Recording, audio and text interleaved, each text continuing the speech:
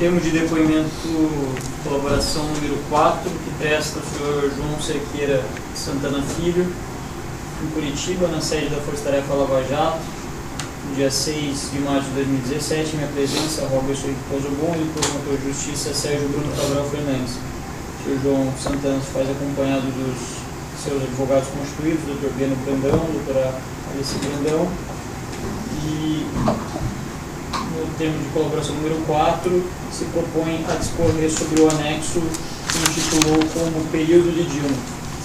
Sr. João Santana, o senhor celebrou um acordo de colaboração, motivo pelo qual indago se o senhor renuncia ao seu direito de silêncio e se compromete a dizer a verdade nos termos da lei. Sim.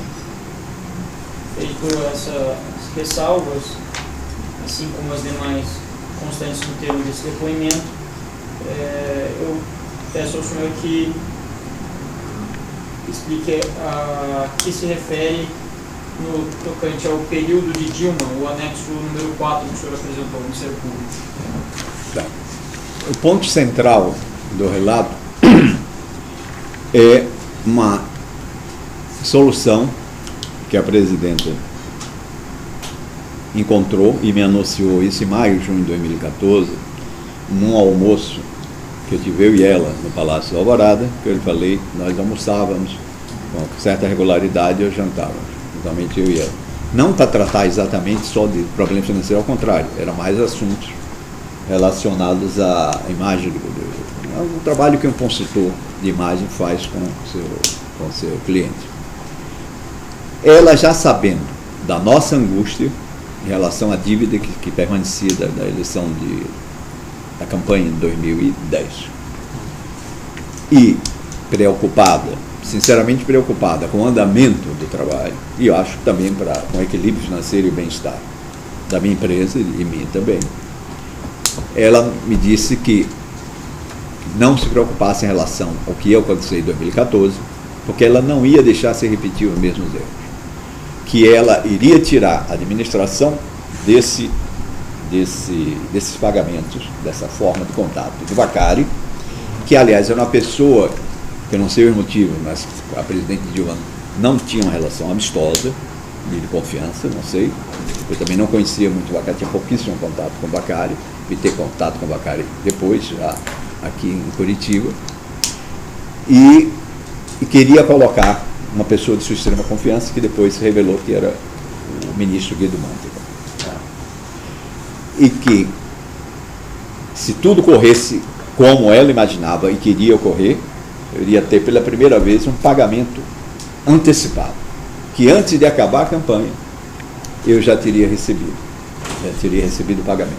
Obviamente, que era o pagamento não oficial. Mônica depois entrou em contato, e ela deve relatar aos senhores, com o Guido Mantega, algumas vezes, para viabilizar esse pagamento. Os detalhes sobre isso, com mais acuidade e segurança da informação, ela passa aos senhores. Mas isso também, no final, não viria, apesar desse empenho direto dela, a presidente, não se confirmou na prática. Tanto que já no início da gravação do horário eleitoral, em agosto, eu falei para ela, diga, presidente, não se cumpriu nada, nem o pagamento da dívida de 2010 até agora, nem o que a senhora havia prometido.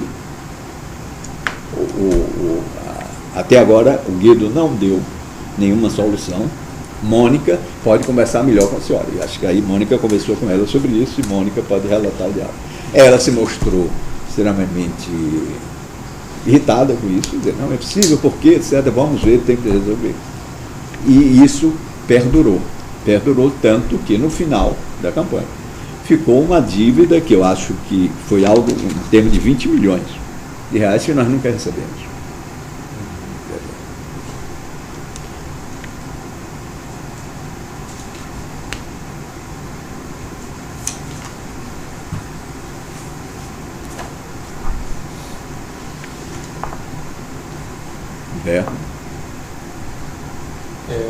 Mas, então, depois que a Mônica deu, a presidente Dilma deu essa solução de substituir o Vacari pelo Guido Mantega, nada foi pago? Eu acho que sim, foi pago, mas não na forma que ela imaginava que iria ocorrer. Mas a Mônica começou a tratar, então... Direto com o Guido, mano. E Mônica relata, eu sei que teve algumas vezes com o Guido, e o Guido passou a ser um interlocutor. Na época era o ministro da Fazenda, alguns encontros que Mônica teve com ele na residência oficial do ministro. Então, e ele passou a tratar, etc. Isso. Só que ele, eu vi saber isso muito depois, ele também pressionava o Vacari, pressionava todos para ajudar nessa solução. Então, sem que a própria Dilma soubesse, o Vacari ainda, ele usava o Vacari para pressionar também para a dívida de 2010. É aí que foi o Vacari que deu a solução desastrosa do Zibi, que era referente a partir dessa pressão, que o Vacari disse que... O senhor fala com a Dilma, ela fala que vai botar o Guido pressiona o Vacari. Para relação à dívida, eu acho que o Guido, em relação à dívida de 2010, pode ter deduzido. Isso é uma coisa, o Vacari tem que me ajudar a resolver, isso é uma dedução, porque era da alçada dele, ele vai ter que resolver. E aí entra nessa história o SVI. E depois... E quando o senhor ficou sabendo quem era o SVI? Ele não sabia nada, ele só ouviu saber em relação ao SVI. E depois mesmo, Mônica já tinha tido contato com ele, me falou, olha, e Mônica tão pouco conhecia o SVI, e eu pouco, que disse que era um coreano. Disse, olha, então mandaram procurar um coreano, que disse que é uma pessoa que quer ajudar a campanha, e quer ajudar, e ela foi, e o relato é fato conhecido, a maneira que foi encaminhado o pagamento, que ele também fez o pagamento para a Shelby. E ela contou como é que ela foi? Ele foi encontrar o SVI? Não, teve na escritório do SVI. Isso está no Rio de Janeiro, está no depoimento dela próprio ao juiz Sérgio Moro, e ela me contou. Ela me contou na época que esteve lá e que deixou as informações de como ele processar o pagamento, porque ele disse que também que tinha ser um pagamento no exterior. Qual era o valor que... Acho que esse valor correspondia deveria ser de 4 milhões de dólares, mas que não chegou a se confirmar, a ser completamente. Foram feitos alguns pagamentos que eu não tenho de memória qual o relato, mas que ela tem todas as condições de dizer.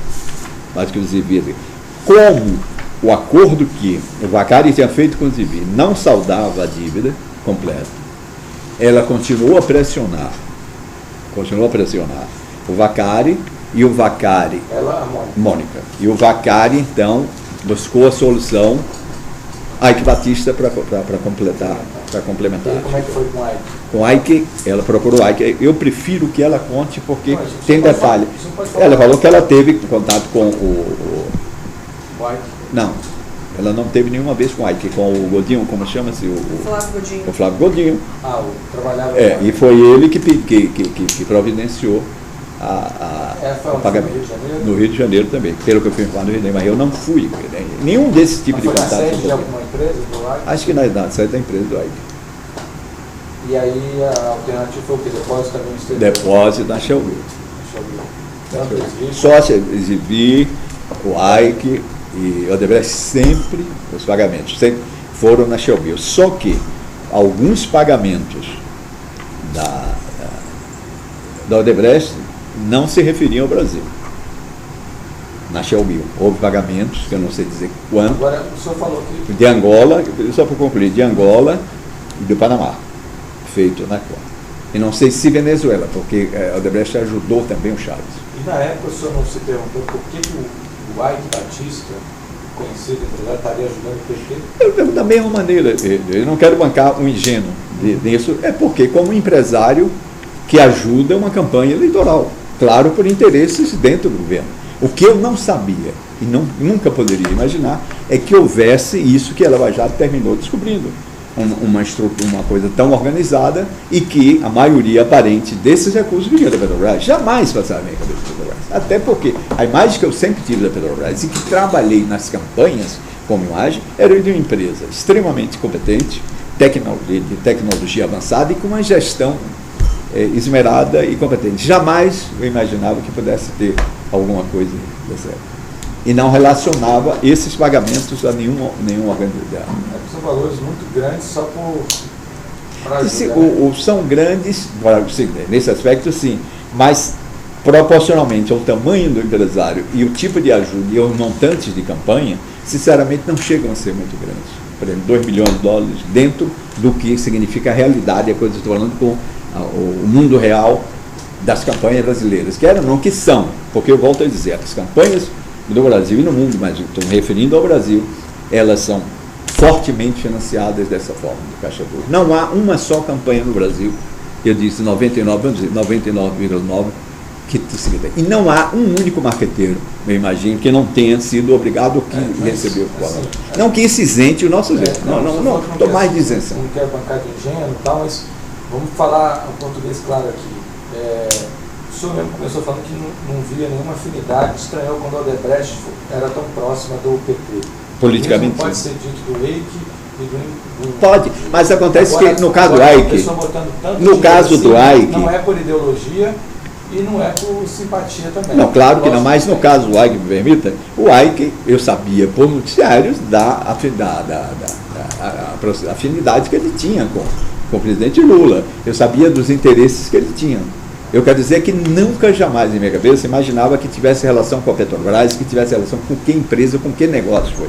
Nunca foi. Quais interesses que ele tinha? O AIC, como todo empresário que tem negócios com o governo, obviamente, busca algum tipo de compensação. O que não poderia ficar claro jamais onde eu alcançava, até porque eu não era partícipe desse tipo de organização, desse tipo de segredos, é que havia uma coisa estruturada como se revelou depois. Isso jamais. Eu tinha como, era uma dívida, um trabalho que eu prestava efetivamente, com competência, com profissionalismo, uma forma de remuneração. A maior parte, eu queria agora abrir, a maior parte era oficial. Vou dizer agora o seguinte: se os senhores se examinarem, faço questão de deixar registrado isso. Quando assumo as campanhas do PT, o que houve, o aumento exponencial de valor oficial é muito grande. É muito grande. O que, por exemplo, a campanha presidencial do Lula, feita pela agência Duda Mendonça, quanto ele cobrou e depois quanto eu consegui. Eu consegui isso. Se eu não conseguir tornar esse pagamento todo oficial, isso para mim seria o ideal, eu não estaria passando esse suplício que eu estou passando hoje, e mesmo pagando imposto, eu queria pagar imposto, eu consegui pelo menos aumentar muito. Por exemplo, nunca houve uma campanha, e além de tudo, vou dizer uma coisa também que é muito interessante, uma informação relevante, quer dizer, para conhecer a cultura das campanhas. A campanha nunca houve eleição presidencial do Brasil, como o preço da campanha da presidente Dilma, de 70 milhões, que foi o preço oficial, de 70 milhões de reais. Nunca, mas o oponente... O custo foi quanto? O custo, acho que mais 30% mais ou menos, essa é a média. Mas Mônica, repito, fica fazendo uma ladainha, mas Mônica tem tudo isso que pode dizer exatamente quanto foi. Que é muito tempo, uma série de operações simultâneas. Mas voltando, de 70 milhões, a nossa campanha nunca tinha tido. E o que acontece? O oponente direto, ele também é obrigado, quando se declara um preço, ele não pode se afastar tanto desse preço para não ter disparidades e desconfianças. E o que acontece? Existe um acordo informal entre as campanhas, mesmo campanhas que vão se digladiar, arrancar sangue, mas os coordenadores financeiros conversam entre si, dizem: olha, meu preço vai ser esse. E o outro chega perto ou passa. E alguns acompanham, outros não. Existia esse tipo de acordo. Não só entre essas campanhas, como entre campanhas de governadores, como campanhas de prefeitos, os coordenadores financeiros, os tesoureiros de campanha conversavam entre si. Isso eu sei porque conversavam. Todos vão me desmentir, mas é verdade.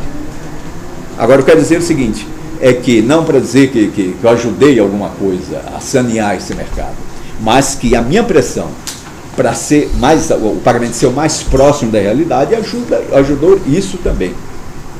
Porque eu queria exatamente, era uma angústia permanente para mim. Mas o senhor, já que o senhor tocou nesse assunto, só te convido também que, se os marqueteiros não admitissem receber dinheiro Caixa 2 no exterior de empresários, etc., nós teríamos campanhas mais limpas, honestas, democráticas. Sem dúvida alguma. E aí é que está. A democracia, a financiamento de campanha Caixa 2 torna a competição desigual, principalmente quando é reeleição e o candidato já está no poder. O senhor falou duas coisas, eu vou começar pelo. Torna desigual, mas essa que chama de violar a democracia, todos violam, todos. Pequenos e grandes, cada um à sua maneira, e se associam para violar, entendeu? Então é uma prática generalizada o Caixa 2. O ponto aqui não é fazer discurso moralista, é só questão de colocar que o senhor tem uma responsabilidade nisso. Isso que é importante ficar aqui, porque o senhor é colaborador. Tenho. Se o senhor eu tenho. Não tem isso em mente. Não, eu tenho, e um dos motivos. Porque é bem claro que o senhor tem que ter essa consciência que o senhor praticou uma ilicitude e faz parte de uma engrenagem muito nociva. Sem dúvida alguma. Sem dúvida alguma, e me arrependo profundamente. Inclusive pelo sofrimento pessoal, o sofrimento político, moral, familiar e empresarial que eu estou sofrendo. Isso sem dúvida. Eu não me isento disso. O senhor tem toda a razão nesse aspecto. Se permite, o que o João estava querendo explicar para o doutor, essa questão dos partidos se associarem, que isso é importante, isso que ele começou a explicar. Isso eu acho que é daquele assunto que depois a gente faz no final, ele estava nos explicando hoje, e isso é absolutamente relevante. Tá, vamos tratar disso depois para dar sequência aqui, depois a gente volta nisso, tá? O próximo ponto aqui, dentro ainda desse anexo, o senhor falou do não cumprimento não funcionou 100% a entrada do Guido Mantega, não resolveu o problema. E o senhor tem um outro tópico aqui dentro desse anexo ainda, que é o alerta sobre o Marcelo. Certo. O que o senhor pode falar para a gente sobre isso? Isso é mais ou menos quando é que começa exatamente, se o senhor me permite, se o senhor sabe, a investigação da Lava Jato? 17 de março de 2014. 2014. Isso em outubro, novembro de 2014. As investigações avançam. A presidente Dilma, num almoço também, comigo, um jantar, no Palácio do Alvorada, ela me diz que há rumores de que Marcelo Odebrecht estava começando a mandar recados indiretos de que os pagamentos, havia feito pagamentos irregulares para a campanha dela, esses recados eram por meio de intermediários, por meio da imprensa? Não, ela não me disse exatamente a forma, mas eu imagino que era de várias maneiras, que ele poderia ter chegado. Em alguns momentos eu acho que ele falou com Guido Mantega, em alguns momentos ele falava para políticos. Ele falava querendo que ela tomasse claramente que ela tomasse uma forma de atitude contra a Lava Jato, porque ia chegar nela. Era essa a conversa, vamos falar o que é. E não interferisse, ia chegar, ela ia chegar em cima dela, ia chegar principalmente por causa dos pagamentos que ele havia feito na Shell. Era essa o que ele dizia. E ela, o que era nessa conversa primeira e outras que teve comigo sobre isso, me perguntava duas coisas. Você tem certeza, é segura a forma que eles pagavam? É fácil de ele chegar e isso ser descoberto? Eu dizia geralmente que não. Eu dizia, olha, são contas que não são do meu nome, são contas e depois ele também, e ela dizia, e ele também. Só uma coisa, quando ela perguntou isso sobre a segurança, você explicou, são contas que não são no meu nome. Certo. E mais que isso, porque sempre ela dizia, eu não vou interferir de maneira alguma, eu não sou maluca, porque não tenho controle sobre isso, nem quero ter. Agora, ela também queria ter uma certa segurança, como é normal, qualquer político, qualquer pessoa, se era muito indescoberto. E eu disse para ela que as contas não eram meu nome, era em coisa. Lembrei, e ela própria lembrou, de que havia pagamentos de outras campanhas do exterior que o Odebrecht tinha feito, como Angola, como Panamá, como El Salvador, como Venezuela, que ela sabia que ela sabia. Então, aí o senhor falou isso no intuito de acalmá-la, né? De acalmar. Mas que em todo momento, essa é a primeira conversa. Depois, que Mônica vai falar melhor, a coisa começa, existe no final de novembro, essa conversa minha com ela foi no início de novembro, outubro, no final de outubro. A coisa começa a ganhar proporção e parece que os rumores e os recados que Marcelo Odebrecht mandava, depois eu vou chegar em uma coisa diretamente a algum mais detalhes sobre isso. Ela, acho que foi depois, hoje lendo o noticiário, porque eu vou juntando peças desse quebra-cabeça a partir do que se revela hoje. Que Marcelo Odebrecht, eu li há pouco tempo, que na colaboração dele, onde foi, ele disse que encontrou no México com ela. Deve ser, se checar as datas, pode ser que nessa conversa com o México, ele tenha dito que minha conta estava contaminada, etc, etc. E que ela torna a chamar a Mônica. Aí já foi diretamente para a Mônica, a gente estava em Nova York. E chama para uma conversa. Em novembro de 2014. Até porque essa viagem de Mônica foi ida e volta, praticamente no mesmo dia, quase no mesmo dia. Os senhores estavam lá de férias? De férias, às vezes quando eu em Nova York, porque de férias e de pesquisa que eu sempre faço. Aí o que aconteceu? E que Mônica vai contar detalhadamente melhor. Mônica compra a passagem, vai de Nova York para Brasília. Só para ter uma conversa com a presidente. O senhor estava com a Mônica em Nova York, de férias, e aí, o que aconteceu? Edinho, pelo que eu me lembro, Mônica conta melhor, o Edinho Silva ou Gilles, achou o Edinho, ligou, olha, a presidente, foi Gilles, a presidência precisa falar... Gilles Azevedo, que era quem? O Gilles era assessor do pessoal da presidenta e depois ficou como secretário da presidência. Geral da presidência.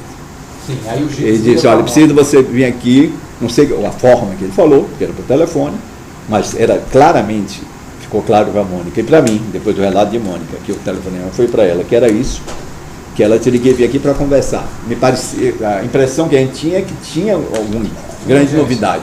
Urgência e uma grande novidade, tipo, chegaram aí. Tá, isso é início de novembro. Início de novembro. Mônica tem condição, porque tinha passagem aérea dela. Vamos seguir aqui. Seguinte. Aí o senhor estava eu fiquei em Nova York. Com ela em Nova York. A data, o senhor tinha previsão de ficar quantos dias em Nova York? Não, é uma semana. Eu sempre ia muito, viajava muito. O senhor tinha chegado há quanto tempo em Nova York? Até 3 ou 4 dias, porque eu já estava na pré-campanha, salvo engano, eu já estava na pré-campanha. Novembro Não, mas isso 2012. Ela já estava eleita segundo mandato. Tá. Eu estava na campanha já da República Dominicana. Então, como é muito próximo de Nova York, e a campanha do exterior, diferente do Brasil, ela é muito longa e também não existe programa eleitoral, são comerciais, eu ia muito a Nova York e voltava para lá.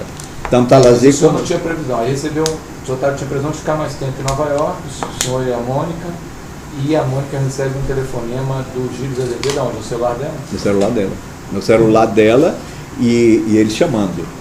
Agora, outra coisa bem importante é que nesse primeiro momento que a presidenta fala, que é o início, acho que é outubro, final de outubro, ou início desse mesmo novembro, porque eu vinha no Brasil também, com certa regularidade. Eu estava na Dominicana e eu vim aqui para conversar com ela sobre outros assuntos. Era aqui ainda? Era aqui, como tem outra empresa, eu tenho também no exterior. Então, ela, inclusive, a presidente me sugeriu, disse, olha, já que você está fazendo campanha lá, fique o mais tempo possível lá. Foi a primeira vez, inclusive, que ela pediu para que eu me afastasse um pouco do Brasil, até porque ela é uma pessoa extremamente... Isso foi naquela conversa que ela falou que o Marcelo estava mandando recado. Exatamente. Só que eu via das dúvidas, fica um pouco lá você e Mônica, fiquem por lá. Fiquem por lá, qualquer coisa, a gente conversa, eu lhe ajudo. Mas pela primeira vez me surpreendeu... O que esse fique por lá? Não, fique por lá no sentido de que se houvesse qualquer medida cautelar, vamos falar o termo, contra a gente, seria um peso político, um escândalo político sobre ela. Eu acho que é sobre. E também, porque, queira ou não, e isso é doloroso dizer, que eu sinto, então, eu tenho uma relação, tenho uma relação afetiva com ela. Nós criamos uma relação. Isso que eu tenho que fazer agora, por 3 ou 4 motivos.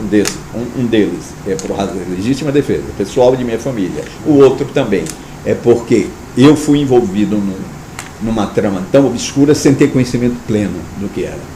E terceiro, não, basta esses 2 assuntos, porque senão fica querendo fazer trindade em tudo por força de retórica. Mas fiz essa volta toda. Sim, havia também uma preocupação dela. Lá, né? Fica mais tempo. Que é isso. É quando chama, então, ela chama a Mônica. Quando o Gilles chama a Mônica, a gente disse, olha, a coisa deve estar apertando. Eu digo, vá e veja o que vai. Ela vai e volta. No outro dia, uma viagem assim de bate e volta. Ela comprou a passagem no mesmo comprou dia. a passagem no mesmo dia e viaja, é recebida, tudo Aí isso. teve uma passagem Eu não Nova quero. York, São Paulo, Rio. Eu não sei se teve. Ela conta que tem um bilhete. Se foi Nova York, Miami, Brasília, não sei. Ou se foi São Paulo. Pode ser que tenha sido ainda. No mesmo dia, ela no mesmo comprou a dia, passagem foi no dia seguinte. Imediatamente, porque pelo peso da informação era uma coisa extremamente urgente e relevante. Tanto que eu imaginava que já fosse uma coisa mais séria, mais concreta, que depois viria a ocorrer meses depois. E ela vem e volta o que ela diz exatamente isso. Olha, eu imagino hoje que foi depois da. Sua Mônica, porque a partir de muitas coisas ela já começava a tratar diretamente com ela. Pois não, prosseguir aí depois que a Mônica veio e voltou no dia seguinte. Voltou no dia seguinte, o que ele falou exatamente, olha, foi o mesmo tipo de perguntas, não houve nada de mais concreto, nem disse, olha, vocês estão. E acertou, acho que aí é que quando acerta uma forma para evitar viagens, uma forma de se relacionar por e-mails. Se comunicar e alertar quando eles iriam alertar se havia de fato alguma coisa mais próxima de alguma medida cautelar. E como é que foi esse e-mail? Foi criado ali na hora?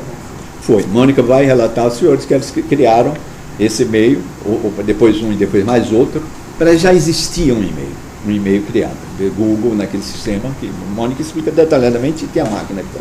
E o e-mail, a função era se comunicar. É comunicado sobre o andamento se tivesse alguma medida cautelar. E como é que o senhor sabe como é que era essa comunicação? Porque não eram e-mails. Não, era com coisas metafóricas, do tipo.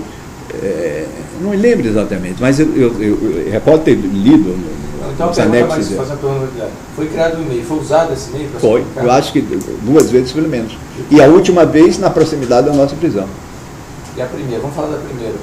A primeira vez eu não sei, sinceramente, eu não me recordo, Mônica pode. Mas tirando a metáfora, o que significava? Qual era a mensagem? Eu estou inseguro de memória de dizer se houve uma primeira mensagem ou se já foi a outra. A outra eu me recordo plenamente, que era dizendo, avise, aquele nosso amigo, como se fosse uma questão de saúde grave. Aquele nosso amigo termina qualquer coisa assim. E o pior é que eu soube que a mulher dele também está muito doente. Era exatamente isso, a mensagem mais ou menos. Esse texto o que significava é que já havia, eu deduzi que já havia uma ordem, já havia alguma medida cautelar, que eu não sabia a dimensão, tomada não só contra mim, como com relação a Mônica. Foi quando ficou certo que Mônica também era alvo. Quando ele disse que esse e-mail disse que o pior é que a mulher dele também está terminal, ou também está muito doente, era óbvio que eram os dois que estavam doentes. Isso foi questão de 48 horas até a prisão, até sair o decreto de prisão. O senhor estava lá ainda? Eu estava na isso foi na República Dominicana. E quando se confirmou, nós viemos imediatamente no outro dia. Que nunca veio uma alerta, seja de quem for, ninguém do governo, dizendo, olha, saiu o decreto. Nós soubemos pela notícia. E eu soube na madrugada da que estava acontecendo a operação lá em casa. Porque eu vi pelas câmeras. Doutor, o senhor me permite fazer uma menção, porque eu induzi o colaborador em erro. Quem ligou foi o Edinho Silva. Quem buscou foi o Gilles Azevedo. Exatamente. Então eu estava correto. Vamos retificar. Quem ligou para a Mônica quando o senhor e ela lá na Nova York foi o Edinho, que era o ministro da Comunicação. E foi o tesoureiro da campanha. Era ministro de Comunicação. E foi tesoureiro da campanha. Tá. E aí o Gilles é que foi. Quando a Mônica chegou no aeroporto, ele foi pegado. Foi pegado no aeroporto. E que levou no palácio, ele se reuniu com o presidente e depois voltou. A Mônica voltou no mesmo dia. Foi uma viagem assim de. Entendi. Aí ele levou ela para o aeroporto e ela voltou. Ela voltou no mesmo dia. Chegou, acho, de manhã, que esse voo chegou no meio de manhã, teve um encontro no dia e voltou à noite. E chegou em Nova York no outro dia de manhã. Salvo engano, é questão de horas de diferença. Mas o percurso é esse. Então, essa mensagem foi aquele alerta que, quando ela quando ela falou para sugerir que o senhor ficasse mais no tempo exterior, qualquer coisa eu aviso. Avisar, bem, foi o segmento se se concretizou dessa maneira. Dessa maneira. Então foi o Gilles que pegou só no aeroporto. E lá a Mônica falou uma coisa, quem participou mais dessa conversa foi Não, o acho que foi ela e o Gilles. E eu acho que não sei se o Gilles ficou para a conversa, porque normalmente o Gilles não ficava, pelo menos nas conversas minhas que eu tinha, com ela e o Gilles não ficava ninguém, eu tinha sempre conversa com a pessoa. Até porque envolvia muita coisa de estratégia. Não era que era negócio, eu nunca tratava de negócio com ela. Raramente, salvo uma outra circunstância já revelada aqui, em relação à campanha.